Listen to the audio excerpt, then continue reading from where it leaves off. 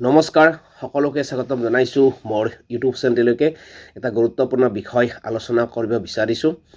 বিষয়টো যথেষ্ট গুৰুত্বপূৰ্ণ হয় ইতিমধ্যে আপোনালোকে হয়তো গমেই পাইছে সেই কি কথা আলোচনা কৰিম আপোনালোকে ভিডিঅ'টো শেষলৈকে চাই থাকিব লাগিব বৰ্তমান অসমত শিক্ষা বিভাগত কিমান পদ খালী আছে নিম্ন প্ৰাথমিক উচ্চ প্ৰাথমিক বা উচ্চ মাধ্যমিকত কিমান পদ খালী আছে হয়তো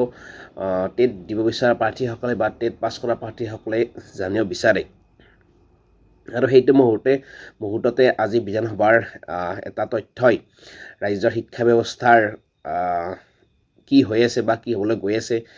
সেই তথ্য উদঙাইছে যিটো নেকি চিন্তনীয় বিষয় ৰাজ্যত তথা অসমত এতিয়াও বহু পদ খালী আছে যিটো তথ্যৰ দ্বাৰা শুনিলে আপোনালোকেও আচৰিত হ'ব আৰু সেইখিনি পদ যদি চৰকাৰে পূৰণ কৰিবলৈ সদিচ্ছা প্ৰকাশ কৰে গোটেইখিনি যেতিয়ালৈ হয়তো অসমত নিবনুৱা যুৱক যুৱতী যিসকলে টেট পাছ কৰিছে বা টেট পাছ কৰাৰ কাৰণে ৰৈ আছে হয়তো সেইসকল প্ৰাৰ্থী আজি উপকৃত হ'ব বা নিযুক্তি পাবলৈ সক্ষম হ'ব কথাখিনি এইকাৰণে ক'ব লগা হ'ল যে আজি বিধানসভাৰ এটা প্ৰশ্নকাকত শিতানৰ পৰা আমি জানিব পাৰিছোঁ যে ৰাজ্যত তথা অসমত এতিয়াও বহুসংখ্যক পদ খালী আছে যিটো নেকি তথ্যই অসমৰ চৰকাৰী খণ্ডৰ বিদ্যালয়বিলাকৰ যিটো দুৰৱস্থা সেই দুৰৱস্থা আকৌ উদঙাইছে চৰকাৰে যদিহে সদিচ্ছা প্ৰকাশ কৰে এইসকল নিযুক্তি দিব বিচাৰে তেতিয়াহ'লে চৰকাৰী খণ্ডৰ বিদ্যালয়বিলাক বহুত ধুনীয়া হ'ব বা জাকত জিলিকা হ'ব বা যি অভিভাৱক অভিভাৱিকাসকলৰ মানে কি ব্যক্তিগত খণ্ডৰ বিদ্যালয়ৰ প্ৰতি আগ্ৰহ সেই আগ্ৰহটো লাহে লাহে কমি আহিব কথাষাৰ কিয়নো কৈছোঁ যে চৰকাৰী খণ্ডৰ বিদ্যালয়ত এতিয়াও বহুসংখ্যক পদ খালী আছে যিটো শুনিলে আপোনালোকে আচৰিত হ'ব এতিয়া কথাটো হ'ল যে আমি যিটো তথ্য আমি পাইছোঁ বা যি প্ৰশ্নৰ কাৰণে যিটো শিতানৰ পৰা উত্তৰসমূহ পাইছোঁ সেই তথ্যমতে এতিয়াও ৰাজ্যত 3খন বিদ্যালয় শিক্ষকবিহীনভাৱেই চলি আছে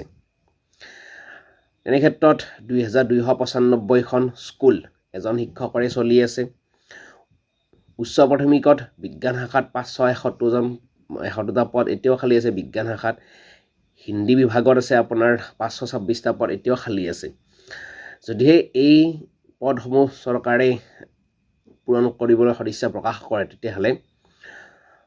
বহুত নিবনুৱা যুৱক যুৱতী তথা যিসকলে শিক্ষক হোৱাৰ সপোন পঢ়ি দেখিছে বা টেট পাছ কৰিছে টেট পাছ কৰিবলৈ ৰৈ আছে সেইসকল প্ৰাৰ্থী কিন্তু নিযুক্তি পাবলৈ সক্ষম হ'ব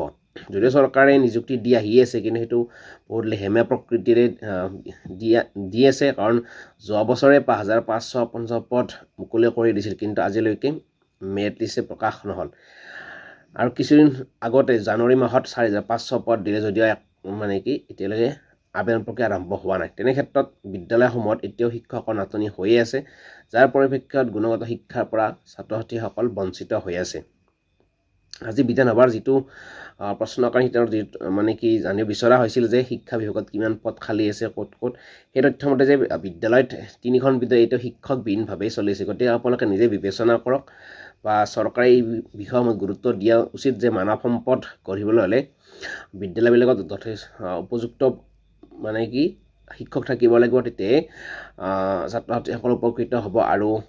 অভিভাৱকসকলেও ছাত্ৰ ছাত্ৰীক চৰকাৰী খণ্ডৰ বিদ্যালয়ত দিবলৈ আগ্ৰহ প্ৰকাশ কৰিব যদি এনেকৈ শিক্ষকবিহীনভাৱে বিদ্যালয়বিলাক চলি থাকে তেতিয়াহ'লে কেনেকৈ মানে বিদ্যালয়বিলাক চলিব এতিয়া কথাটো হ'ল আমি চৰকাৰক অনুৰোধ কৰিছোঁ যে এই যি পদসমূহ খালী আছে এই পদসমূহ সোনকালে পূৰণ কৰক আৰু বিজ্ঞাপন ওলাই সোনকালে নিযুক্তিৰ ব্যৱস্থা চৰকাৰে কৰিব লাগে কাৰণ 3খন বিদ্যালয় যিহেতু শিক্ষকবিহীনভাৱে চলি আছে 2295খন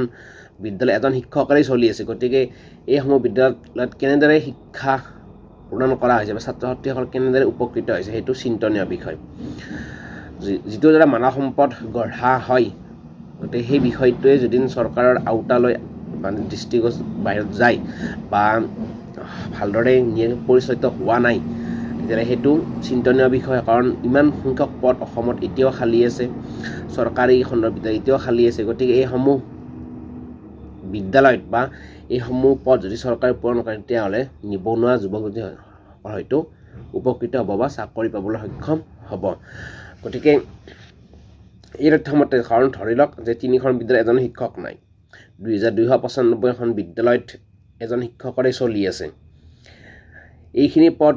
যদি আপোনালোকে বিবেচনা কৰে 3জনকৈ হ'লেও কিমান পদ ওলাব, এইখিনি পদ যদি চৰকাৰে বিবেচনা কৰি পূৰণ কৰে তেতিয়াহ'লে বিদ্যালয়বিলাকত ধৰি থোৱা গুণগত শিক্ষা পাবলৈ সক্ষম হ'ব ছাত্ৰ ছাত্ৰীসকল। আৰু সেইকাৰণে আমি অনুৰোধ কৰিছোঁ চৰকাৰলৈ, শিক্ষা বিভাগলৈ যে বিদ্যালয়বোৰত উপযুক্ত পৰিমাণে শিক্ষক নিযুক্তি দিয়ক আৰু ছাত্ৰ ছাত্ৰীসকলে যে গুণগত শিক্ষা লাভ কৰে। আৰু যিসকল প্ৰাৰ্থী টেট পাছ কৰি আছে বা টেট দিয়াৰ কাৰণে অধীৰ আগ্ৰহে বাট চাই আছে, আপোনালোকেও নিজে এবাৰ ভাবক যে কিমান পদ খালী আছে। গতিকে এতিয়াও যিসকল প্ৰাৰ্থী টেট পাছ কৰি আছে সেইসকল গোটেইখিনিক নিযুক্তি দিলেও কিন্তু পদ আৰু ৰৈহে যাব। তেনে ক্ষেত্ৰত শিক্ষা বিভাগলৈ বা চৰকাৰলৈ আমাৰ বিনম্ৰ অনুৰোধ, এই নিবনুৱা যুৱক যুৱতীসকলকো নিযুক্তি দিয়ক আৰু গুণগত শিক্ষা প্ৰদান কৰাৰ কাৰণে শিক্ষক নিযুক্তি দি ব্যৱস্থা কৰক। তেতিয়াহে চৰকাৰী বিদ্যালয় খণ্ডবোৰ ভালদৰে পৰিচালিত হ'ব, ছাত্ৰ ছাত্ৰীৰ সংখ্যা বাঢ়িব, অভিভাৱকসকলৰো আগ্ৰহ বাঢ়িব চৰকাৰী বিদ্যালয়ত ছাত্ৰ ছাত্ৰীসকলৰ নামভৰ্তি এডমিশ্যন দিবলৈ। গতিকে আমাৰ অনুৰোধ যে সোনকালে এইসমূহ বিষয় চৰকাৰে এটা কি ব্যৱস্থাৰে কৰিব পাৰে কৰাৰ কাৰণে আমি অনুৰোধ কৰিছোঁ। আৰু যিটো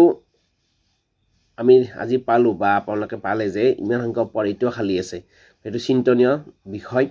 কাৰণ চৰকাৰী বিদ্যালয়খনত হৈছে অসমীয়া মানুহৰ বা অসমৰ মানুহৰ এটা ৰাজহাড় স্বৰূপ।